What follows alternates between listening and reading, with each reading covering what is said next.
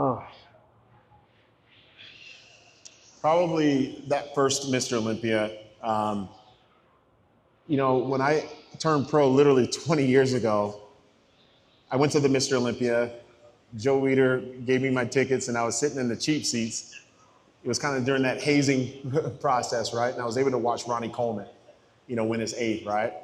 And I was able to hang out with him later on that night, and just being so immersed in his space and realizing, like, wow, like I'm so blessed just to be around greatness, and seeing how everybody approached him, because I was the kid that actually waited 4.5 hours to meet Ronnie Coleman in Denver, Colorado, when he guest posed at Denver East High School, and just to get 4 autograph signatures that I still have to this day.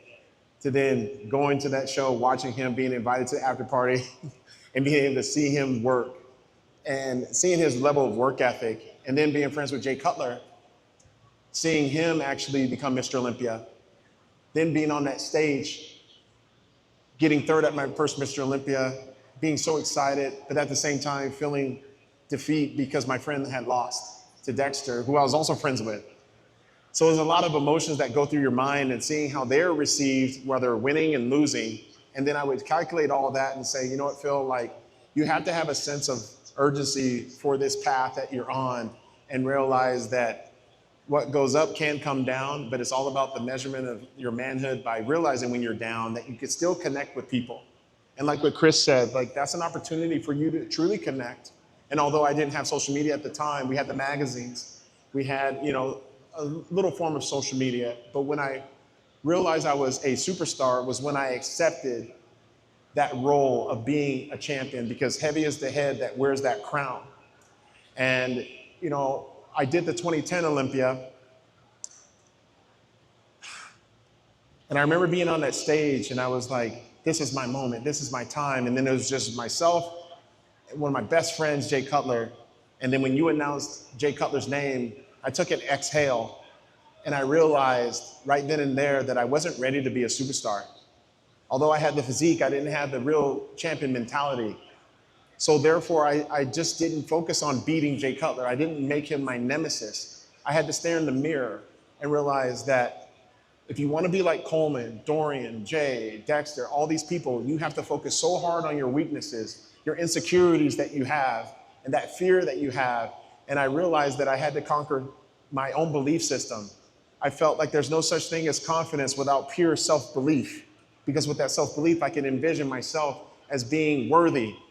And I had to take every rep every day of saying, I am worthy, I am here. Although I didn't make it in certain sports such as basketball, I still had a great experience that I was able to learn things, and now I get to apply that with a sport that I never thought I would be in. So then when I was getting ready for the 2011 Mr. Olympia, I said, you're just going to do your absolute best, and then realize that you will be pressured, you will have high expectations, people will want all of your time through sponsorships, through fans that want pictures. I never truly thought I was a superstar. I just knew that I had a platform that required a level of excellence, but more of using that term, that nickname that I have as the gift. That was a gift from God himself to allow me to work on my own parable of talents. You could be a 5-talent person, you could be a 2-talent person, you could be a 1-talent person. And I realized during that journey that I am worthy of something great if I stay obedient to the cause and the purpose that Chris has described, you have described, and never having doubt. Never having doubt. That's what a superstar is, because that is of light through any level of darkness, any why in the road. I had to focus so much on the light that is within me, and that through that repetition, through hardships, realizing that, yeah, you may win the Olympia, but you gotta still do all this other stuff. You have to do the media, you have to go on plane rides, you have to be in different countries where you don't know if you're gonna be accepted or not. But overall, I just realized that that term superstar has all to do with the fact that I embrace all the love and the prayers that I've received from people that I don't even get to meet.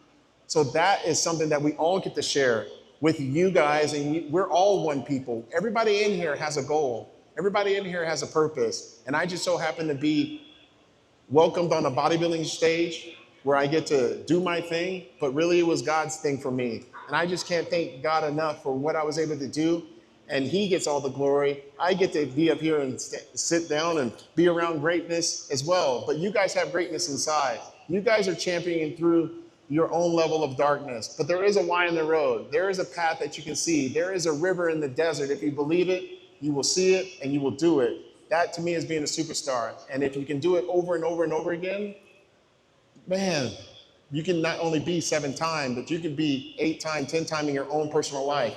What I will say, and I would love to hear from you guys, I feel like this is just the beginning of what we were able to do in life. This is not what truly defines us as men. What really defines us is what we do with the platform that we were blessed to have. And I know with Chris having multiple businesses, being a father, being a husband, that is amazing. To me, that is even more than the followers that you could ever have, and I know you know that. Flex, I've watched you from the very beginning.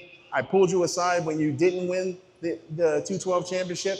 What did I tell you? I said, it is gonna be your turn at some point, and you're gonna have that kung fu freaking grip, and you're not gonna let anyone take it away, and you did that. But that's something that we get to share with you guys. So I just wanna say thank you all for being here, listening to us talk, pour our hearts out. There's so many stories that we don't have enough time to share, but I will say, when I get to go home, I get to really take this all in. There are tears that flow. There have been on many plane rides where I've sat there and been like,